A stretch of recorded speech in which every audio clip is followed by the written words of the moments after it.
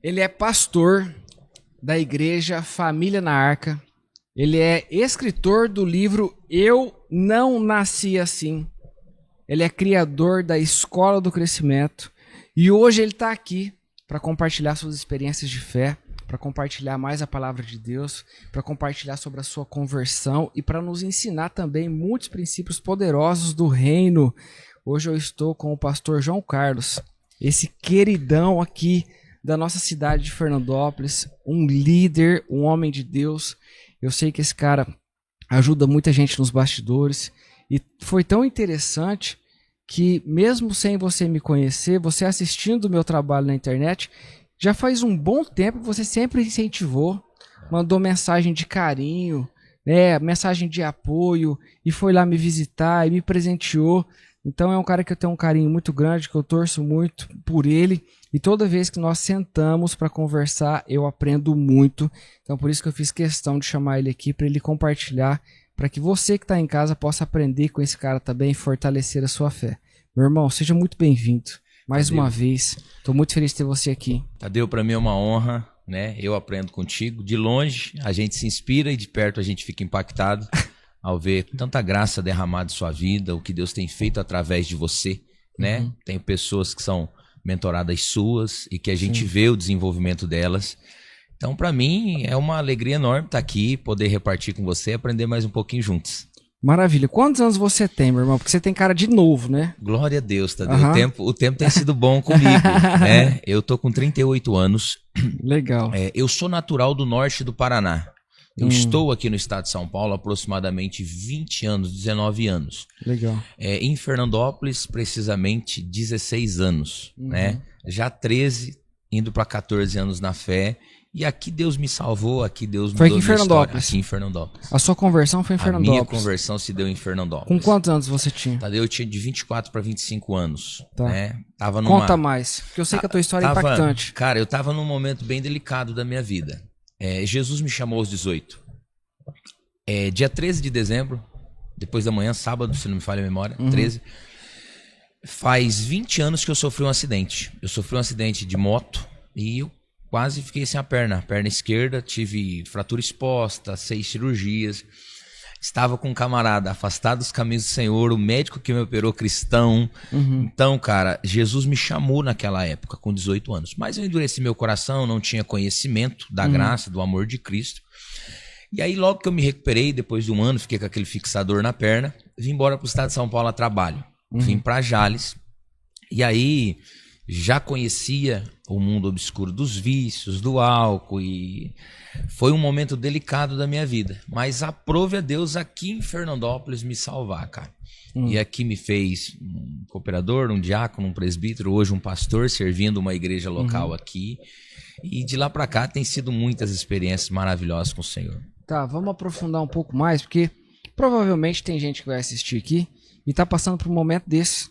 Às vezes tá desviado, tá usando drogas, tá num momento... E a droga muitas vezes é a fuga que a pessoa tem. Sim. É aquela raiva que tá lá dentro palpitando e ele não sabe como extravasar isso.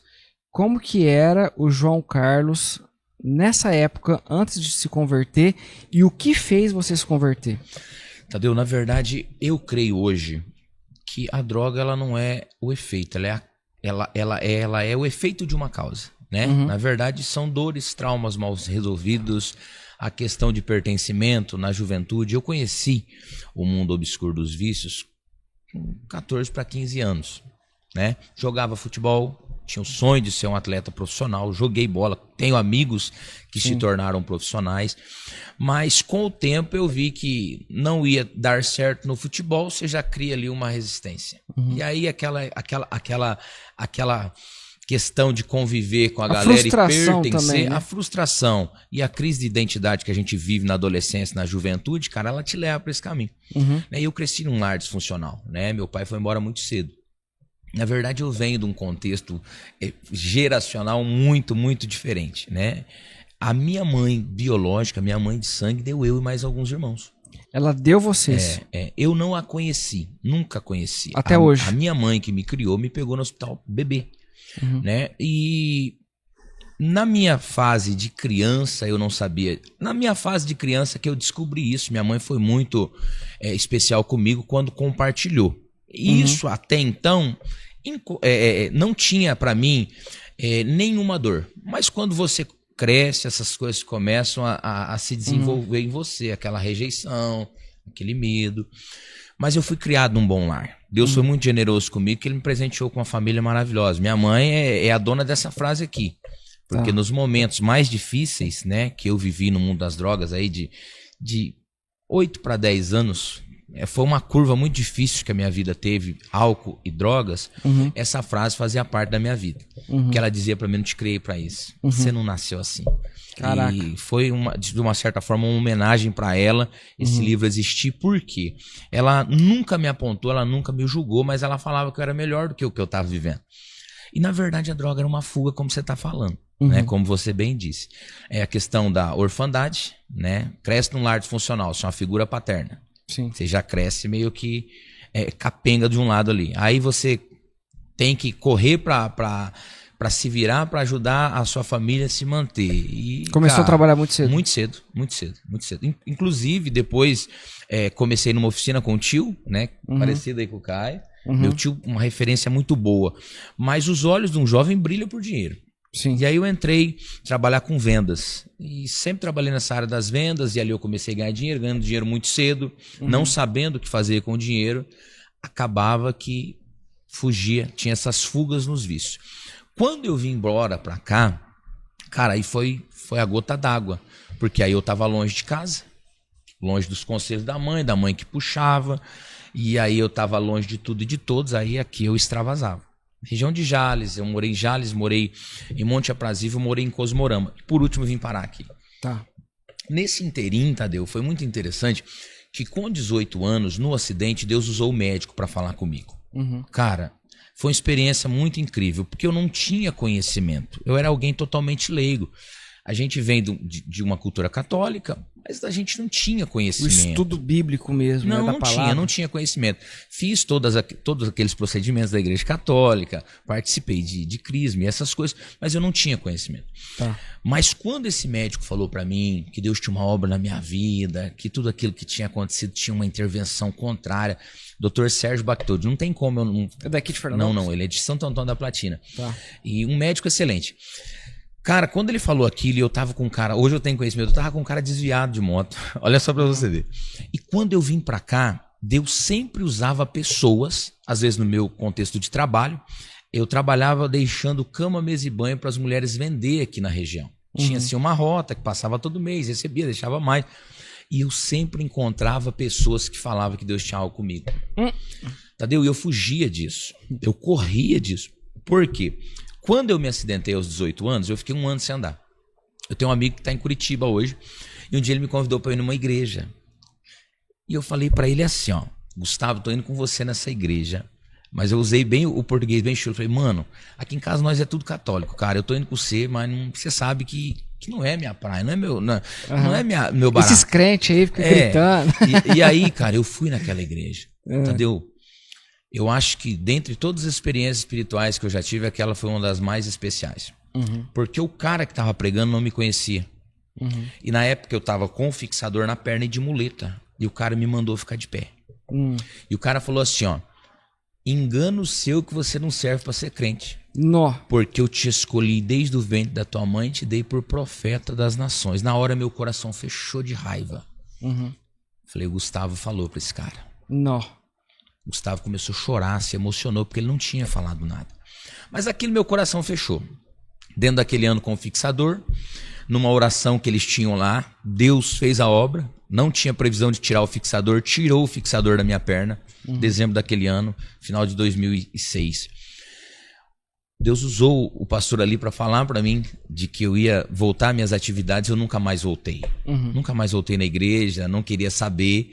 E aí, entre o que Deus falou, o doutor do acidente, essa palavra profética e tantas coisas que vinham acontecendo, eu estava cercado. Literalmente não tinha para onde ir. E aí aqui em Fernandópolis, um amigo se converte, era do pagode, era da noite, aí eu fiquei de cara. Aí você falou, você, falei, não, cara? Não. Falei, você? Falei, não. E aquele cara orava muito por mim, cara. Orava muito por mim. Devo muito a ele, sabe? Como que é o nome dele? Edevaldo. É daqui de Fernandópolis? Não, hoje ele voltou pro Paraná, mas ele tinha sido o primeiro dos nossos, dessa equipe, né, de vendas, que tinha vindo pra cá. E ele se converteu, cara, sozinho, cara. E eu achei aquilo impactante. Ele falava de Jesus pra nós trabalhávamos juntos. Ele tolerou a gente muito tempo, né, naquela condição que vivia. E eu costumo dizer que para cada fase Deus te presenteia com alguém, cara. E eu fui presenteado com muitas pessoas boas na minha conversão, né? Tá. E aí, olha só que história. Um belo dia o Edevaldo me convidou para ir na igreja dele, eu fui na igreja dele. Cara, olha a mensagem, Jeremias capítulo 18, Deus pega qualquer tipo de barro, moldando o vaso e faz dele um vaso novo. Tadeu, eu só não fui na frente aquele dia porque eu fiquei com vergonha. Mas aquele dia Deus me quebrou, Deus mostrou para mim que tinha assim um novo amanhã para mim, que tinha uma nova história. Aquele dia eu não me decidi, mas na quinta-feira eu falei, eu volto e eu vou aceitar Jesus. Na quinta-feira eu voltei. Eu nunca tive experiência de ver coisas, mesmo usando droga. Todo tipo de droga, eu só não dei baque na veia. Graças a Deus, Deus me poupou. Conheci a droga muito cedo. Mas a principal experiência eu não tive com droga. Eu tive na presença de Deus. O dia que eu aceitei Jesus, eu vi fumaça no altar. E aquilo me chapou, cara. Aquilo me deixou louco. Eu falei, não, é isso. Chapou com o Espírito Santo. Vi a glória de Deus e aquilo me impressionou. E as coisas foram acontecendo naturalmente. Me converti aqui, na Igreja Evangélica Assembleia de Deus, especialmente no Rosa Amarela. Lá foi meus primeiros passos. Caraca. Hoje você é líder da Igreja Família da Arca. Isso, Família na Arca. Família na Arca. A Arca, né, todos sabem, né, foi o instrumento que Deus usou para recomeçar a humanidade com Noé e a sua família. E Deus nos deu essa direção na pandemia, né? Eu estava na época na Assembleia de Deus, dirigi uma congregação das Assembleias de Deus, mas na pandemia eles fecharam. E aí a gente já vinha orando sobre algo novo que Deus queria fazer e a gente começou a Família na Arca, que antes era Projeto Arca e hoje se tornou família, né? Porque já temos aí 5 anos, a gente tem os desafios de família mesmo, né? Porque a igreja é a grande família de Deus, né? Você tem os exemplos bíblicos ali e a família de Deus não é perfeita, tá, Tadeu? A família de Deus tem alguns dissabores, tem desafios, tem problemas, mas eu acredito que a igreja de Deus na terra é a mãe dos filhos dele. Muito bom, muito bom. E assim, não adianta tratar o lado de fora, não tratar a família. A família é a primeira instituição que nós precisamos trabalhar, o primeiro empreendimento que nós precisamos investir o nosso tempo, a nossa energia. Então, uma igreja focada, né, em trabalhar a família. Deixa eu te perguntar uma coisa. Assim como você estava falando, que Deus te cercou. Deus me cercou também. Uau! Deus me cercou porque eu era muito resistente. Eu quero aproveitar essa oportunidade para contar esse testemunho, mas eu era extremamente resistente, muito racional e tinha preconceito. Então eu achava, né, isso é coisa de pastor, esses crentes, não sei o que, tal. Aquela história de sempre. E aí eu lembro um dia que o Tico Mãos de Tesoura. Uau, da Batista, né? Da Batista. Ele cortava meu cabelo e era época de pandemia. E eu chamei esse cara pra ir cortar meu cabelo, porque não podia ir lá no salão dele. E aí ele foi, e aí no final ele falou assim, posso fazer uma oração pra você? Eu falei, pode. Lá na área de casa, né? E na hora que ele fez a oração, eu senti muito forte, não sabia explicar. E ele, meu irmão, eu nunca tinha visto aquela manifestação no corpo de uma pessoa. Porque ele grudou numa cadeira que eu tinha dura assim, ó, e ele tremia. E depois da oração, tamanha presença de Deus, e eu vi o braço dele inteiro quando os pelos estavam assim, sabe, no máximo.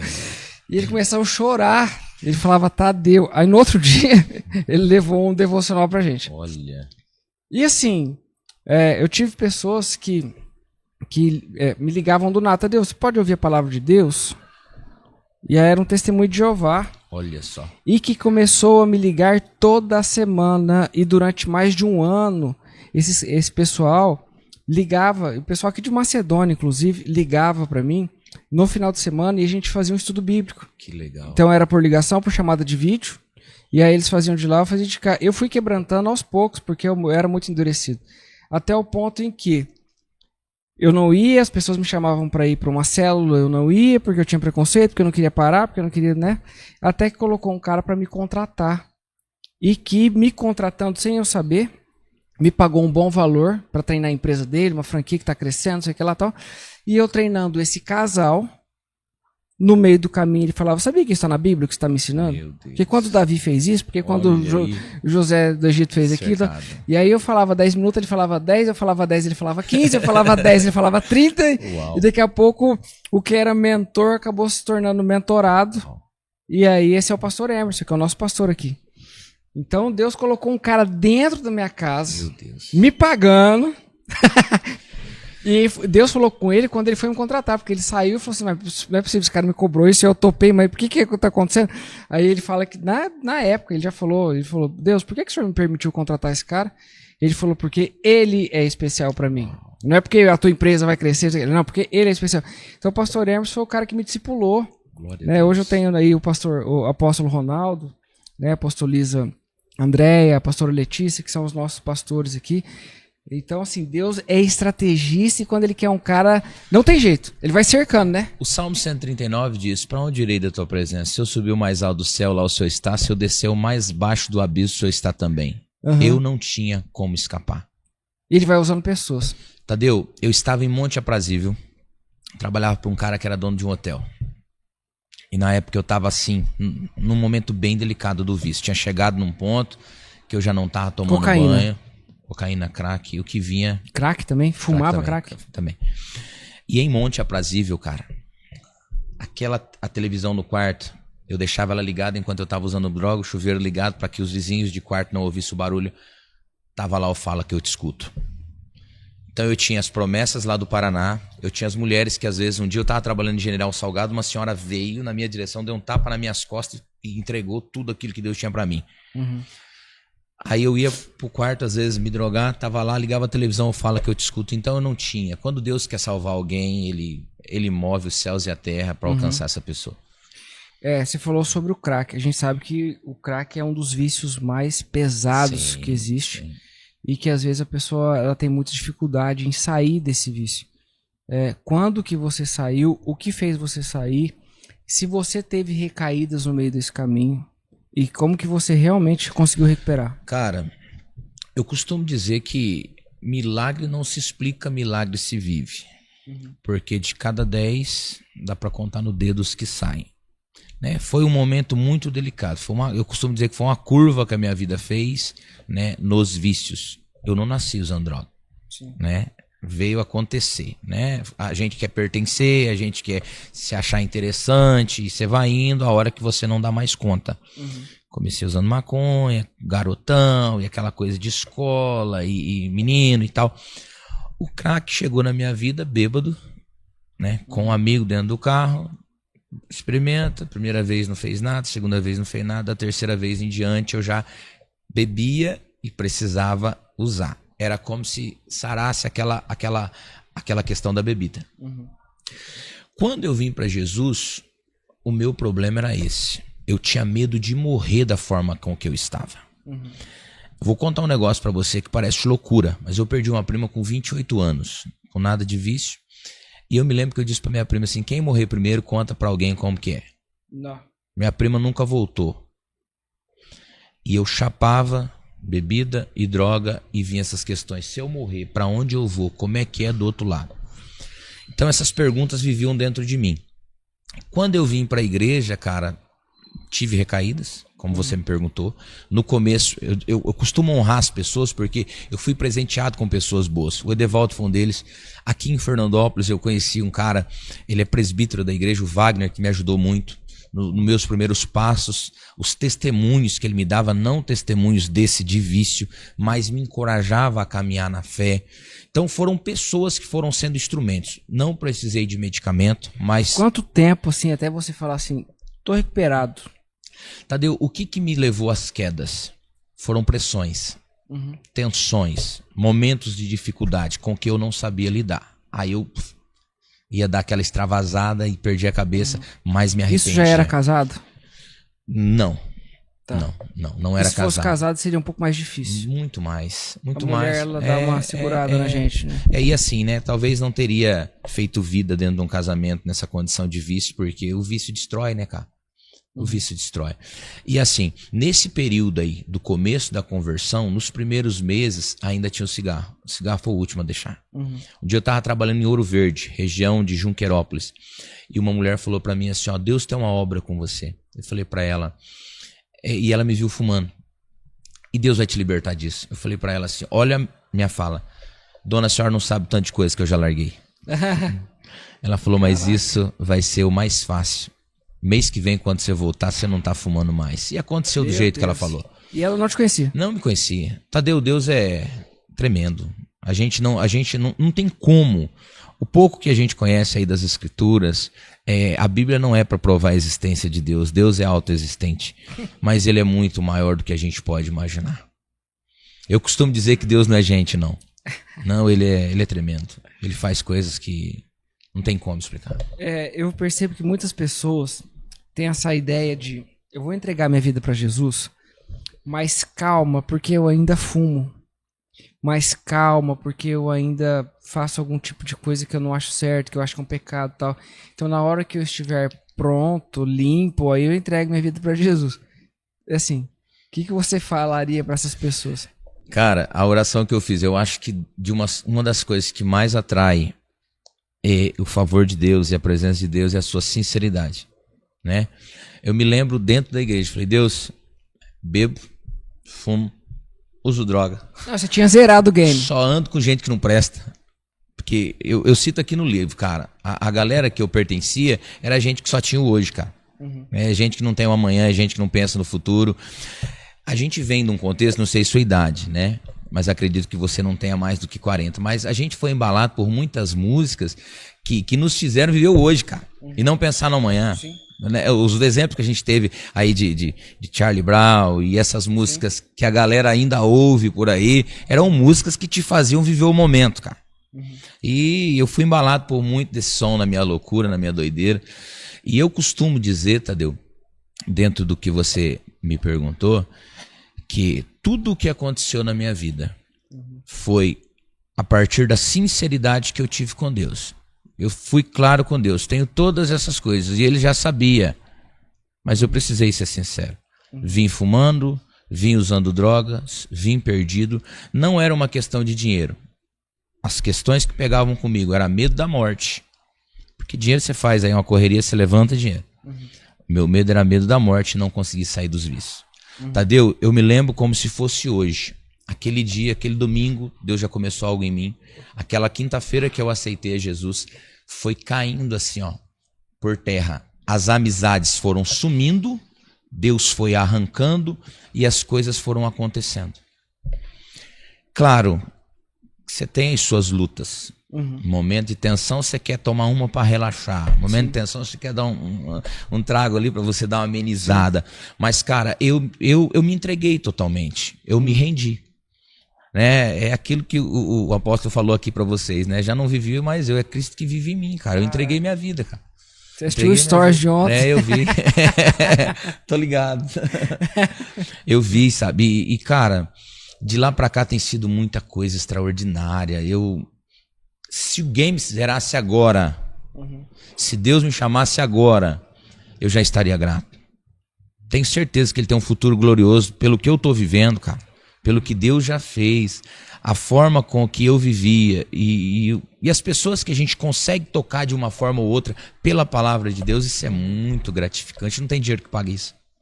Verdade. Sabe, eu vi muitas pessoas, já busquei gente debaixo da ponte, eu já vi gente que chegou fumando, usando droga, que Deus mudou através da mensagem que sai dos nossos lábios. Então, isso é muito gratificante. Deixa eu te perguntar uma coisa.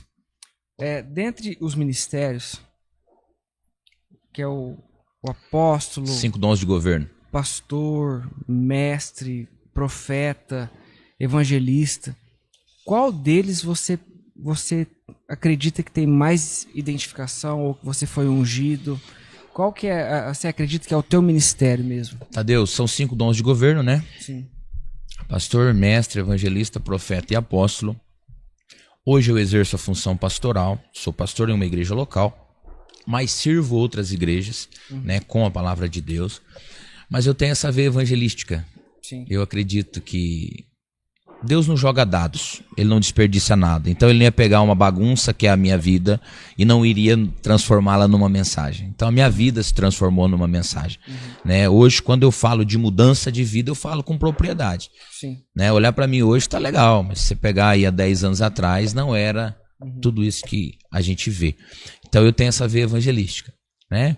A veia evangelística com o apóstolo caminha muito junto. Né? O apóstolo é um desbravador, é alguém que vai na frente, que insere uma cultura. Isso, vai inserindo uma cultura do reino, né? Sim. E, cara, eu nunca me imaginei dentro do que eu tô vivendo hoje. Nunca você não pensei, tinha pensado que você nem nos meus melhores dias eu achava que um dia eu seria um instrumento de Deus. Como que foi acontecendo essa transição entre o cara que era drogado, a gente já sabe a transição dele ter se convertido, mas depois da conversão, o cara que foi se tornando pastor? Cara, foi assim. Você vem, Jesus te pega por dentro, você se quebranta e logo nasce no seu coração um desejo de servir. Cara, não tem como. É o exemplo de Jesus com aquela mulher na casa de Simão que quebra o vaso de alabastro nos pés dele. Simão interroga Jesus e diz para ele, por que ela está fazendo isso? Jesus diz, porque ela foi muito perdoada. Quem é muito perdoado. Muito ama, né?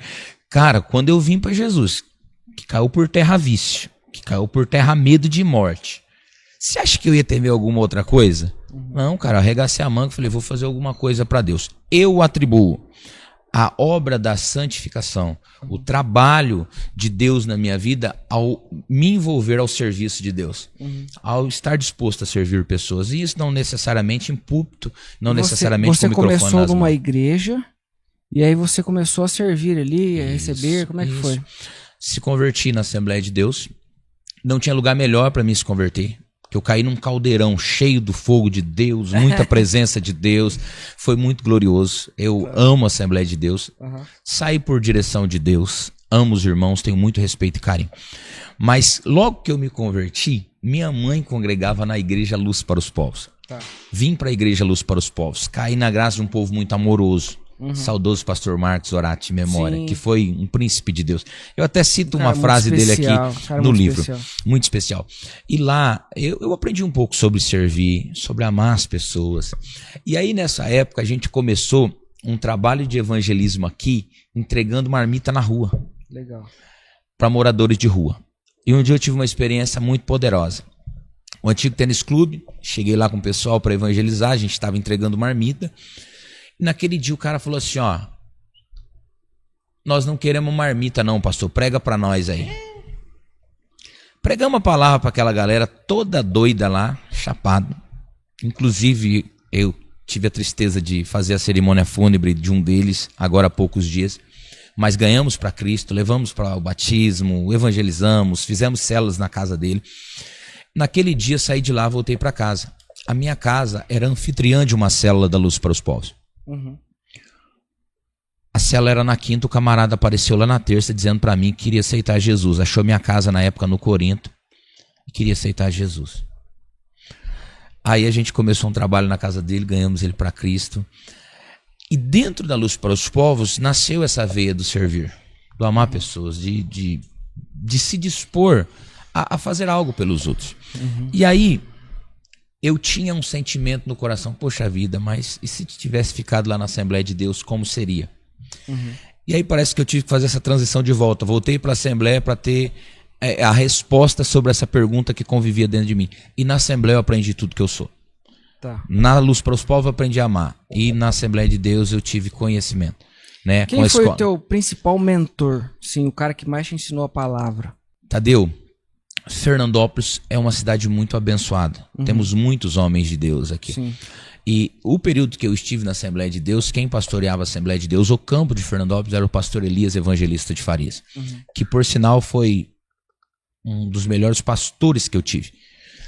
Um homem muito bíblico, muito sábio, muito inteligente, que nos esticava a aprender a palavra de Deus. A Assembleia de Deus é uma das igrejas que tem escola bíblica, que tem formação teológica, e toda a minha formação bíblica, teológica, vem das Assembleias de Deus. Aí, claro que eu tive bons pastores, tive pastor Antônio da Mata, tive pastor Rubens Coleta, pessoas que foram me impulsionando, me colocando no front. Gente que foi, tem um chamado aí, vai Ô, lá. João, hoje é você que fala, João. É isso aí. Quantas quintas-feiras que chegava pego de surpresa, pastor, é você que vai falar. Rapaz, tem um negócio que eu fico assim, né? Os nossos pastores têm isso também, né? E eu ficava assim, desconfortabilíssimo. Tadeu, você abre aí fazendo uma oração pra gente. Filho, você não me falou nada, rapaz. Você tem que me falar antes pra me preparar. Mas Deus não é assim, né? Não. Você tem que ir na hora. Eu costumo dizer que Deus não chama os capacitados, mas Ele capacita os disponíveis. Deus conta com gente disponível. E a Assembleia de Deus, o movimento pentecostal, na verdade, que são os continuistas, que acreditam na contemporaneidade dos dons espirituais, eles dão uma empurradinha. Né? Eles fazem isso e fazem muito bem. Tanto é que é o movimento que mais cresce no mundo, é o movimento pentecostal. E é um desenvolvimento de liderança, né? Muito. E aí você vai buscando, né? Ali você é encorajado, inspirado, e aí você vai buscando conhecimento fora, você vai ouvindo, você vai aprendendo. Legal. Aqui nós estamos com a plateia também Uau. hoje. Os jovens aqui. Foi muito interessante o que você falou, né? Na hora que você viu uma equipe, você falou, você sabia falar aí. O que você falou? Eu falei pra ele, né? A galera de Jesus era de 12 a 16 anos, cara. Falei, você tá com uma galera muito boa, né? Podendo influenciar esses meninos. Estou usando assim uma forma singela de referir a vocês, mas creio que vocês vão ter um futuro glorioso. Então, com uma pessoa que inspira, né? Tá esticando vocês, tá empurrando vocês. Eu costumo dizer, tem uma mensagem que eu falo sobre Deus costuma nos empurrar para o nosso destino. É o fator Simão Cirineu, Via Dolorosa. Os soldados romanos achavam que estavam fazendo ele sofrer, mas ele estava sendo empurrado para o destino dele, né? E ali Simão se torna um dos primeiros discípulos de Jesus, né, a carregarem a cruz, a ideia do discipulado. Mas pode perguntar, Caio, vamos lá. Pastor, deixa eu te perguntar. Eu acho que uma das principais objeções que as pessoas têm antes de entrar para a vida com Cristo mesmo, não para a religião, é o preconceito que elas têm por ter alguns acontecimentos ruins ligados à igreja. E eu queria entender qual que é o principal preconceito que você lida hoje e como que você responderia isso, porque às vezes a gente tem uma experiência ruim em alguma igreja, com algum pastor, com alguma coisa, e aí a gente pensa que todos os pastores não prestam, todos os crentes não prestam, e antes mesmo de eu me converter, eu tinha algum desses pensamentos, e eu vejo que muita gente tem. Qual que é o principal e como você lidaria com esse tipo de preconceito? Caio, essa é uma pergunta recorrente, acontece muito. Nós estamos vendo ao longo dos anos, dos séculos da igreja, a igreja tem as suas deficiências. Nós lidamos com gente imperfeita, na mão de um Deus que é perfeito. Assim como um pastor erra, os treinadores de pessoa erram, os policiais erram, os médicos advogados erram, médicos erram. Claro que isso não justifica muita coisa que a gente vê no meio religioso, tá? Porém, Jesus não nos chamou para viver uma religião, Jesus nos chamou para viver um estilo de vida diferente. O que eu costumo dizer para as pessoas? Hoje, Tadeu, tem uma matéria da Gazeta do Povo muito interessante. As pessoas estão se conectando mais com a galera do digital do que propriamente com a ideia de templos, por conta de frustrações. É uma matéria bem recente. Eu costumo dizer, cara, que primeiro a gente ganha as pessoas como amigo, depois a gente ganha as pessoas para Jesus. Eu acho que quando Deus ele vai te salvar, primeiro ele vai te presentear com pessoas. E por isso que eu costumo honrar as pessoas que passaram na minha vida. Claro, vão ter desafios, como eu disse. A igreja é a mãe dos filhos de Deus, é a família de Deus. Quando você olha para os modelos bíblicos, por exemplo, você pega os irmãos de José, cara, Sim. São terríveis. Jogaram ele na cova. Na cova, cara. Você pega os irmãos de Davi, os próprios irmãos de Esconderam Jesus, Davi, né? São pessoas imperfeitas na mão de um Deus perfeito. Claro, se aproxime de uma igreja que ame a palavra de Deus. Tenha pessoas que você conheça, sabe? A Bíblia é muito clara, examina tudo, retenha o que é de bom. Hoje, a era digital deu voz para muita gente. E muita gente que a gente não conhece. Muita gente que a gente não sabe o caráter. Muita gente que a gente não sabe a vida. Muita gente que está interessada só em dinheiro. Muita gente que parece interessante, mas na verdade é interesseira e nada interessada. Tá. Não tem interesse em ver vidas transformadas. Estou falando com experiência de causa. Eu tinha essa resistência. Mas quando eu vim para Jesus, que eu fui presenteado, que eu fui vendo a vida dessas pessoas ali no cotidiano, fui me inspirando nelas. Eu fui vendo o lado bom. Porque nem todo mundo só tem defeito. As pessoas não têm só defeito. Elas têm suas qualidades. E uma coisa que é interessante é o seguinte. Quando a gente, né, se torna crente de fato, a nossa fé está em Deus, não no homem. Porque se eu esperar de você que você seja perfeito, o João Carlos, pastor, ele não é perfeito. Não é. E se ele me frustrar, eu não posso me desconectar de Deus porque o pastor Carlos me frustrou. Então, é uma expectativa errada quando eu jogo para a pessoa e não para Deus. Eu costumo dizer, uma das marcas do nosso tempo é a frustração. Por isso que eu inseri na minha vida não viver com expectativas, sabe? Expectativas, elas te frustram. O Judas, ele tirou a própria vida porque se frustrou. Ele tinha uma expectativa sobre Jesus. Jesus não supriu as expectativas de Judas. Judas queria o reino de Israel restaurado, com Jesus ali, terreno. Não aconteceu, ele foi lá, ele negou Jesus, ele vendeu a Jesus, né, por 30 moedas de prata, e no final ele não se arrependeu, ele deu cabo à sua própria vida. Expectativa criada no lugar errado sempre vai te deixar frustrado. É por isso que nós temos que ter isso que o Tadeu falou. Eu tenho uma pessoa como exemplo, mas tenho conhecimento que eu estou lidando com gente real. Eu não posso esperar o ideal de gente real. Gente real vai falhar. Ah, mas o pastor João Carlos, vem aqui assistir. O pastor João Carlos não, está repreendido, isso que eu vou dar de exemplo. O pastor de lá da outra igreja, que é o pastor, traiu a esposa. O pastor de lá da outra igreja tá devendo para não sei quem. O pastor de lá da outra igreja só pensa em dinheiro. Então ele pega uma situação e generaliza para todo o restante. E aí a gente faz uma... e muitas pessoas vão fazer uma correlação como se isso fosse de Deus. E não é da pessoa. Não confunda o que é de Deus e o que é da pessoa. Então, um dos grandes preconceitos que as pessoas têm em conhecer a Deus é porque elas conheceram pessoas que não são... né, que na verdade não são o que aparentam ser. E isso, cara, era muito comum nos dias de Jesus. Os fariseus, os escribas, os doutores da lei ali. Jesus exortou esse povo dizendo, ó, vocês têm uma aparência legal, né? Mas vocês parecem mais sepulcrados. Vocês são bonitos por fora, mas são feios por dentro. Todos por dentro. Né? O que não sei se eu te respondi, mas hoje, né, dentro do que você está vendo, você tem o seu tio, família, você conhece. Né? Ele está falando de experiências que ele está vivendo. Você está se aproximando dessa galera da igreja. Essa galera da igreja está sendo bênção para você. Cara, aproveita. Né? Viva isso, porque eu tenho certeza que pode transformar todo o seu futuro quando você tem princípios e valores. Uma questão é a seguinte.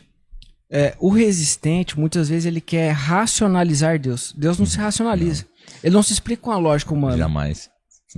Fala mais sobre isso. Interessante, Tadeu, que dentro desse aspecto de conversão, nós temos uma batalha enorme espiritual.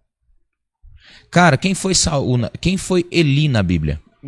Eli foi o sacerdote que Deus rejeitou, que criou os seus filhos de forma irresponsável, mas que foi o cara que empoderou Samuel. Ele era um sacerdote totalmente averso aquilo que Deus queria, mas ele foi o cara que ensinou Samuel a ouvir a voz de Deus. Então, nós temos que entender que às vezes Deus vai usar gente imperfeita nessa trajetória da nossa conversão, que não é o que deveria ser, mas que por um momento está sendo um instrumento de Deus na minha vida. Sim. E nós temos a batalha que é espiritual. Não existe campo neutro no mundo espiritual. Assim como você estava falando com a doutora aqui no primeiro podcast, né, que toda doença tem uma causa, né? Emocional. Cara, nós não temos campo neutro no mundo espiritual. Ou é pro bem ou é pro mal. Cara, é isso. Logo, se você está se convertendo, naturalmente, o diabo, o adversário das nossas almas, ele vai colocar uma aversão a você, a pessoas, a lugar. Por quê? Quando o homem peca no jardim, qual é o sintoma? O homem foge de Deus. O homem não quer estar perto de Deus. O pecado distancia o homem de Deus. Logo, quando alguém está se aproximando de Deus, logo quando alguém está se voltando para Deus, ele vai ter resistência. Eu costumo dizer, se na rota que você está não tem colisões, você está no caminho errado. Porque se nós estamos nos aproximando de Deus, nós estamos nos voltando para Deus, nós vamos ter resistência. E dentre elas com pessoas. Não, e além disso, quando você fala da resistência do mundo espiritual, acontece muito do cara falar assim, não, beleza, hoje eu vou no estudo bíblico, então, pela primeira vez. Aí o que acontece com esse cara? Meu Deus. O pneu fura, dá um problema, ele tem que ficar no serviço até depois É do um horário. parente que chega, É um parente que chega do nada. um amigo que aparece. Dá um sono tremendo, o cara não dá conta de suportar. E aí, vamos lá. Hoje, um dos maiores remédios pra alguém dormir é a Bíblia. Tá com insônia, vai ler a Bíblia pra você ver. Parece que o Morfeu te toma ali, você apaga. Né? Por que será? Por que será que nós temos tanta dificuldade para ler a palavra de Deus? Né? Eu costumo dizer que ladrões não roubam casas vazias. Se temos resistências na nossa vida é porque tem algo de valor. E eu acredito que Deus tem algo de valor em todo ser humano. O ser humano é a imagem e a semelhança de Deus. O ser humano só precisa voltar-se para Deus. Né? A Bíblia diz assim, que todos pecaram e estão destituídos da glória. Hoje nós vemos, por exemplo, gente que não é cristã e que faz coisas boas. Por quê? Graça comum. A imago Dei de Deus está lá. O pecado não conseguiu deturpá-la totalmente. E quando ela se volta para Deus, a lâmpada de Deus acende dentro dela, a vida de Deus flui na vida dela. E a gente vê que tem tanta gente que não tem os princípios e valores que a gente tem, é boa. Que é isso, cara? Graça comum. É a chuva que cai pro bom e que cai pro ruim. E é por isso que a gente precisa, Tadeu, nesse tempo, eu penso que nós estamos em Babilônia. Você conhece o contexto da Babilônia. Babilônia não tem templo. Babilônia tem vários deuses. Babilônia não tem sacerdote. Mas na Babilônia tem os Daniéis. E os Daniéis quem são? Os bons profissionais.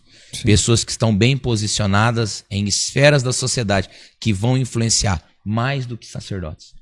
Porque antigamente alguém buscava um sacerdote. Tá bom. Hoje não. Hoje as pessoas olham para um Tadeu e vê que o Tadeu está tendo relevância no que está fazendo, que está construindo a família, que Deus está honrando, que as coisas estão acontecendo. Opa, peraí. O que tem na vida desse cara? Peraí, qual que é a receita? Vamos lá. O treinador do Mirassol, cara. Cristão. É mesmo? Exaltou a Cristo. Ganhou o prêmio de melhor treinador do Campeonato Brasileiro. E na oportunidade que ele fez. Então glorificou Jesus. Então a gente tem visto Deus, ele inserir pessoas em lugares estratégicos, cara. E eu acho isso fantástico. Ele colocou José no Egito. Ele colocou Daniel na Babilônia. E ele tem a maneira de nos conduzir aos lugares que a gente vai ocupar. E é por isso que todo cristão precisa estar preparado para dar razão à sua fé. Porque Deus tem uma maneira de nos conduzir. E eu não sei para onde ele vai nos conduzir, para onde ele vai nos levar. Mas aonde ele nos levar, nós precisamos dar razão da nossa fé. Eu vou te perguntar uma coisa. Antes, já vou soltar pro Pedro ali, que é um dos nossos colaboradores aqui, faz parte da nossa equipe, que é cristão também, participa da igreja, serve a igreja. Legal. Nós estamos com uma equipe bem bacana aqui. Então tem filho de pastor aqui com a gente, o Daniel. Né? Ei, Daniel. Seguinte, você falou sobre essa questão do digital. E eu sou fruto também da influência e da inspiração de pessoas que eu admiro e que são cristãos e que eu comecei a enxergar por essa ótica que você acabou de falar. Peraí, esse cara que eu admiro tanto, né, que eu acho legal, que eu quero ter um resultado parecido com... O que esse cara tem? O que esse cara tem? E esse cara falando de Jesus, esse cara falando de Deus, falando de passagem, não sei o quê. E eu falei, caraca, eu quero ser assim também. Então, eu penso que essa influência foi muito forte para mim. E lógico, né? Eu quero te fazer a pergunta, eu tô dando só o contexto. Que se não fossem as pessoas ao meu redor, que realmente me desse o embasamento e a estrutura, talvez não suportaria o digital. Então eu ia te fazer uma pergunta que eu já tô meio que respondendo, assim, pelo menos a minha visão. Eu quero saber de você. Como que você vê hoje o digital na evangelização das pessoas? Se existe algum cuidado, um perigo? Qual que é a tua visão a respeito dessa questão? Porque hoje, graças a Deus, eu acho que tem uma passagem, tem uma passagem que Jesus vai falar, se eles não são contra, eles estão com a gente. Se não estiver jogando contra, tá com a gente. Isso. Paulo é mais claro ainda. Ele diz assim, uns pregam por dinheiro, outros pregam por amor, outros pregam por vaidade. O que importa é que Cristo seja pregado. Esse cara é ruim. Ele é ruim, mas tá pregando. Falou de Jesus, né? Pregando. Qual que é a tua visão a respeito disso? Digital, conseguir entrar na vida das pessoas por meio de profissionais que não são da igreja, praticamente, dita assim, né? O que você fala? Cara, eu acredito muito no digital, assim como a televisão foi, assim como a rádio foi, instrumentos de Deus na evangelização. Hoje nós temos cultos aí, a gente ainda não consegue fazer, aqui em Fernandópolis ainda não vem, mas igrejas traduzindo seus cultos para várias línguas. Nós temos 1/3 da população mundial que nunca ouviu falar de Cristo. Nós não temos traduções de Bíblia na linguagem desse povo. Então, a internet, ela possibilita a gente chegar em vários lugares. Né? Muitas pessoas serem alcançadas pelo amor de Jesus através das mídias. Porém, nós temos que ter um filtro. Porque eu não posso congregar pela internet. Ali é uma transmissão. Eu preciso de um lugar. Eu preciso de um pequeno grupo. Eu preciso de uma igreja para mim pertencer. Eu preciso de vida na vida. Porque o cara do digital, ele não vai orar por você quando você estiver lá no hospital. Né? Ele não vai estar lá com você. Ah, mas ele está ainda aqui de forma digital. Não, você precisa de vida, você precisa de pessoas. A vida é sobre pessoas. Na Bíblia a gente vê que os relacionamentos da Bíblia foram pessoas que Deus foi usando. Por exemplo, José só chegou onde chegou porque ele tinha ficado preso com um padeiro, com um copeiro, cara. Né? E foi as pessoas estratégicas para ele. Então penso que é válido o digital, maravilhoso, mas você precisa de um lugar. Você precisa de uma igreja. Um lugar físico. Isso, um lugar físico. O cara precisa congregar. Você acredita que o cara precisa estar junto com a igreja? Sim, ele precisa de um lugar, ele precisa... É o que a Bíblia pede, né? Aquele que crê e for batizado será salvo. Ele precisa, sabe? É importante essas coisas. Sim. Ele precisa ser discipulado, ele precisa de estudo bíblico como vocês têm. Ele precisa tomar a Santa Ceia em comunhão. Cara, não dá pra tomar a Santa Ceia lá na televisão, você pegar o pãozinho, você mesmo partir, você ceiar ali. Não, você precisa estar com seus irmãos. Quando você olha para a realidade da igreja, você vê, cara, a igreja é o único lugar que todos ficam iguais. Tadeu, se a gente gritar aqui, se a gente gritar aqui o nome de cada um, Tadeu, vai ter diferença, mas tem um nome que nos torna únicos aqui, que é o nome de Jesus. Se você gritar Tadeu, eu gritar João, ele gritar Felipe, ele gritar Caio, ele gritar Pedro, vai ser uma zoada toda, mas se a gente gritar Jesus, esse nome vai ressoar, a gente vai conseguir entender. Então, a gente precisa de um lugar. A gente precisa de uma igreja, a gente precisa de um povo. E Deus, ele tem esse povo para nós. Sim. Já preparado. A igreja é o único lugar, o único CNPJ que está aberto para aqueles que ainda não chegaram, que vão chegar. Eu tô te perguntando isso porque hoje, com a aderência do digital, muitas pessoas que falam sobre Jesus, existe muito essa crença também do cara falando assim, não, eu sou crente e a igreja é minha casa. Porque eu sou a igreja de Cristo, né? Nós somos... E às vezes ele perde a oportunidade de fazer um discipulado, de estudar a palavra junto com outras pessoas, de fazer uma célula, de frequentar um ambiente mesmo, porque o que acontece no culto, às vezes você não vai conseguir gerar dentro da sua casa, não é mesmo? Isso, perfeito, concordo, vivo isso. Se hoje a transformação que aconteceu na minha vida não fosse a igreja, não teria acontecido. Sim. Tenho muito amor pela igreja. Tadeu, independente da igreja. Sim. Cara, Jesus vai salvar a gente na igreja católica. E outra, além disso, a influência do comportamento das pessoas ao seu redor muda o comportamento. Com certeza. Eu lembro uma vez, meu irmão, que a gente foi pescar e eu tava com os crentes. Olha aí. Meu pastor e o Tunim, que é um irmão meu padrinho de casamento. E a gente foi pescar no sítio do Tunim e choveu e foi gostoso pra caramba e tal. E eu lembro que na volta, sabe aquele dia que você vai pro tipo um rancho dele lá e pesca e tal, e na volta a gente ia pra casa dele e fez um churrasco. Meu irmão chega, pensa numa boca que tava salivando pra passar. Não tem como passar num bar pra pegar uma cerveja. Olha aí. Rapaz. E eu fiquei com vergonha, porque eu sabia que eles não bebiam, mas a minha boca tava salivando, assim, pra pegar uma cerveja e tal. Eu falei, não, eu vou ficar quieto.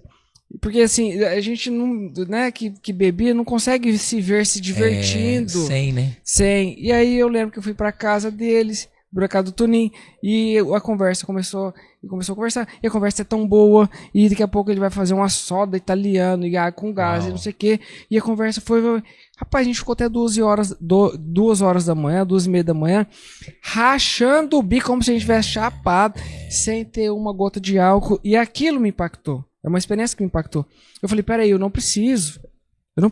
E aí da outra vez eu fui de novo, da outra vez eu fui de novo, da outra vez eu falei, cara, mas aquilo lá que me fazia mal pra caramba, e me fazia mal mesmo, queimação, ficava, né, diferente com a minha esposa. Alterado.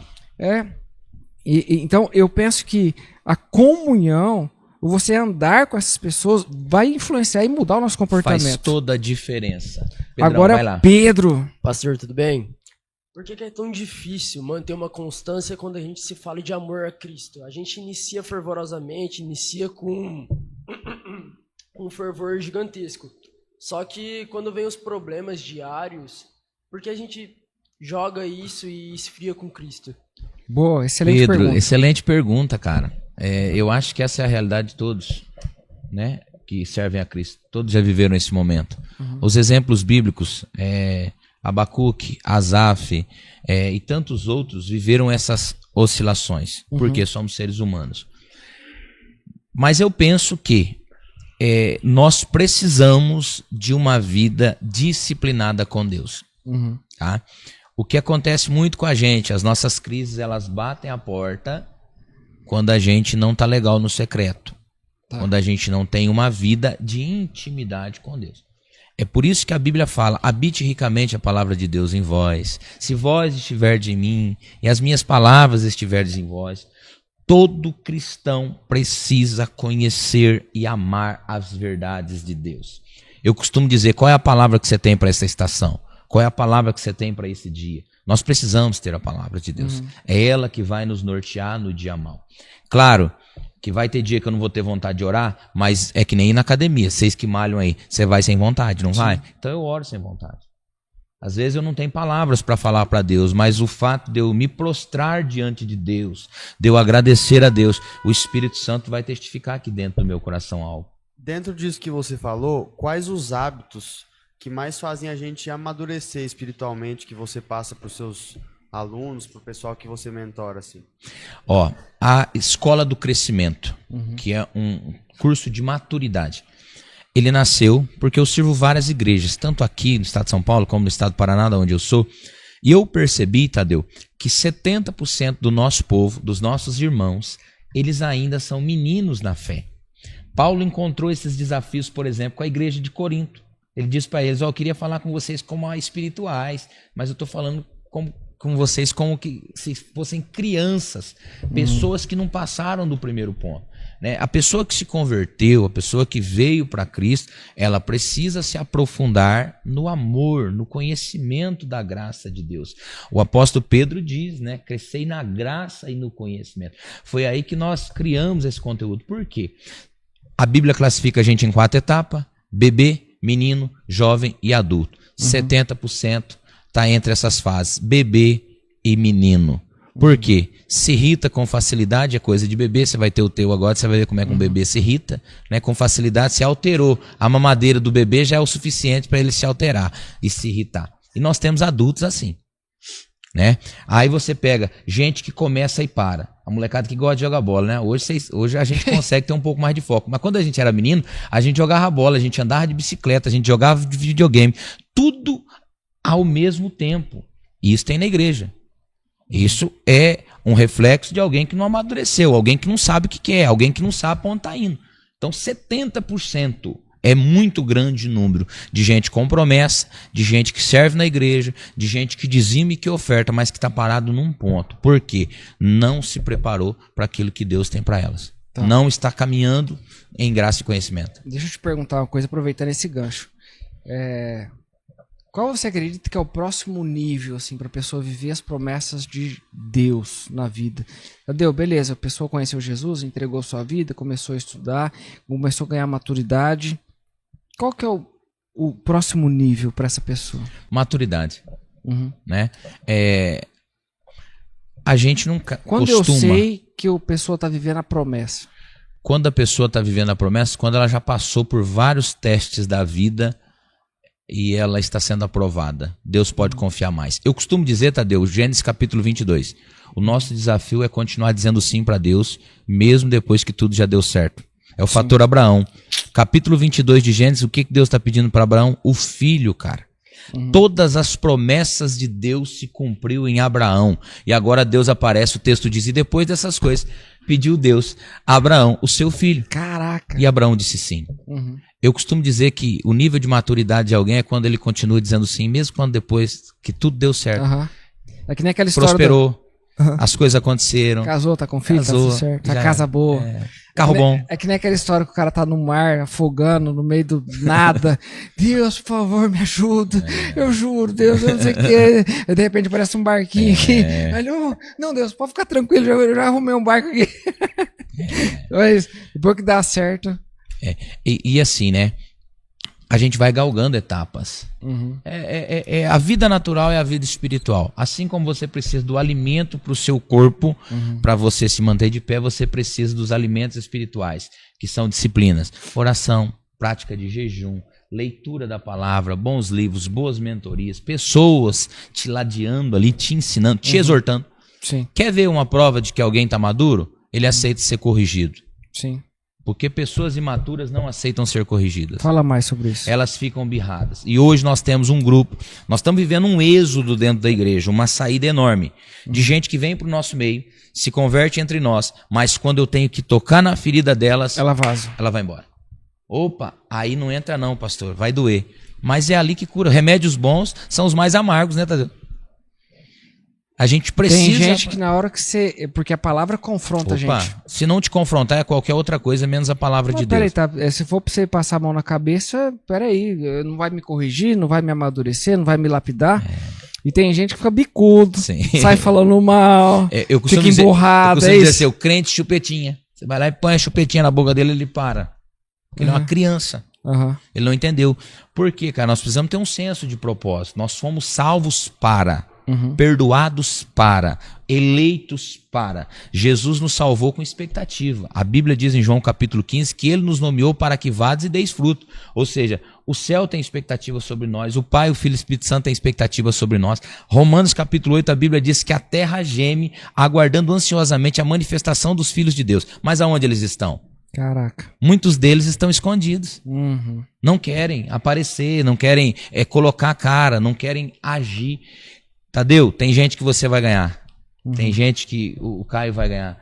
Tem pessoas que o Pedro vai alcançar, que eu não vou alcançar. Sim. Deus tem expectativas sobre nós. Pode perguntar, Pedro. Pastor, tudo bem?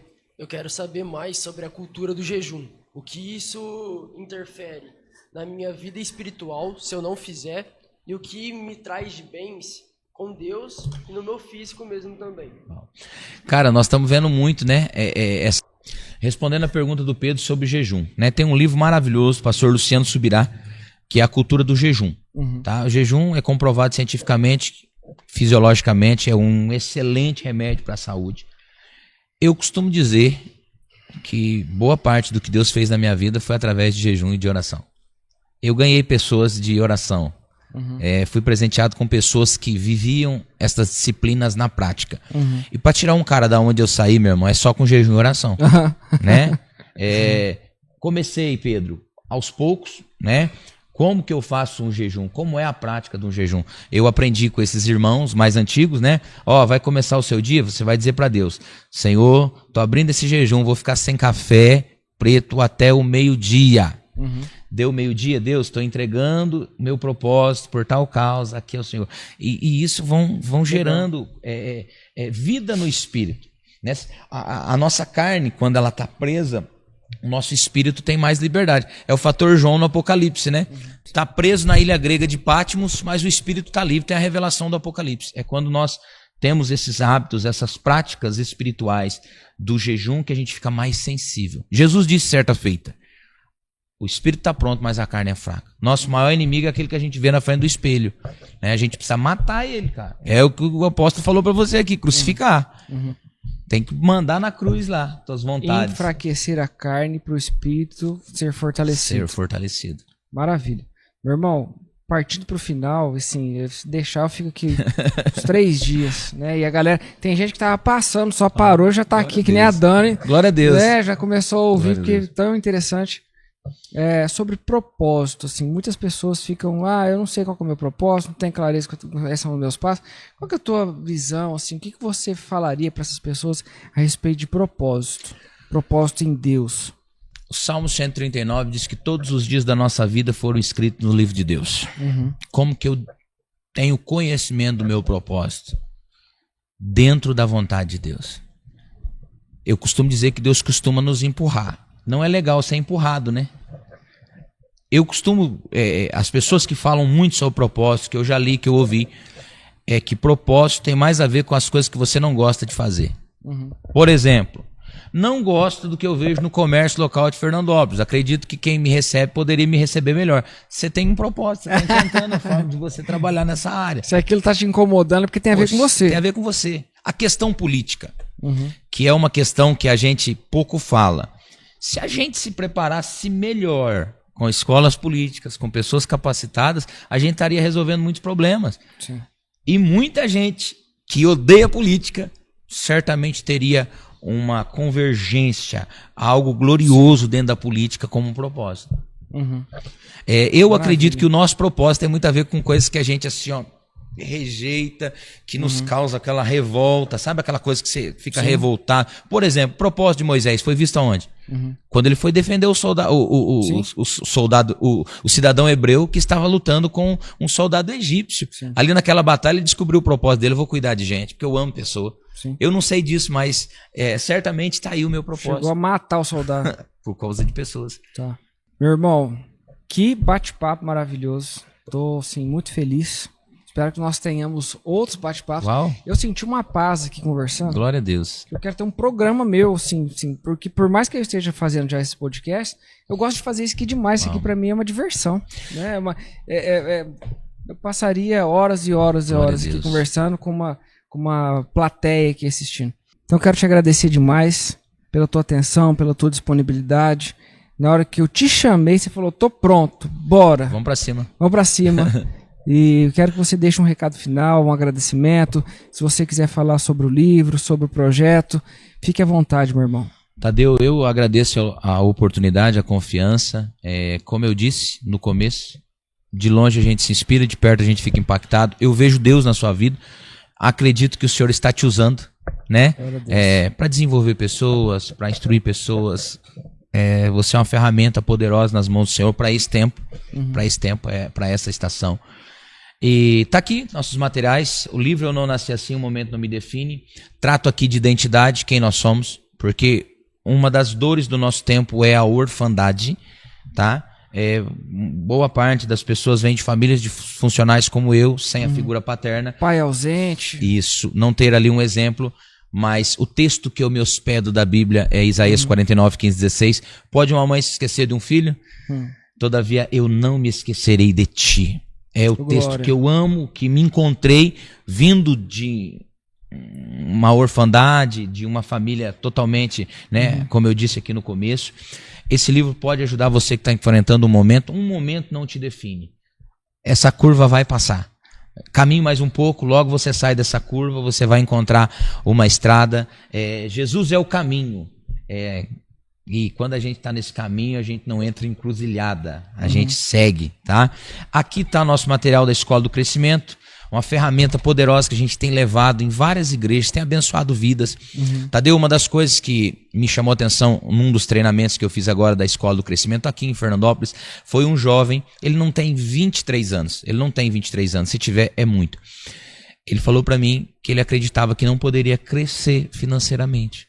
Ele considerava isso pecado. Caraca. Porque a gente ainda tem muita influência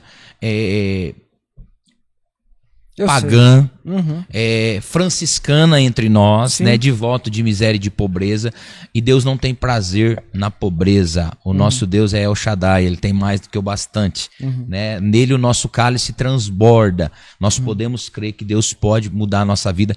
E nesse treinamento o moço falou para mim, virou uma chave, eu entendi que eu posso viver uma vida diferente da vida que eu estou vivendo. Então não tem dinheiro que pague, você entender. Esse é um treinamento que você dá independente da igreja, não é só na sua igreja. Independente da igreja. Você vai na igreja e ministra esse treinamento, isso? Isso. Esse treinamento a gente tem levado em várias igrejas, independente da igreja.